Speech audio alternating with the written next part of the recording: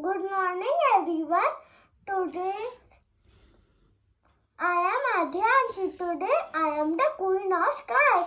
Eagle. Eagles are birds of prey and they are carnivores. Eagle has two strong claws and a very sharp beak to hurt like this. Eagles have excellent eyesight and they fly so high. They are very strong. Eagles have symbol of power, peace and freedom. Eagles are in great danger because of cutting a forest. In 10th January, we celebrate Save the Eagle Day. We should learn concentration and how to be focused from eagle.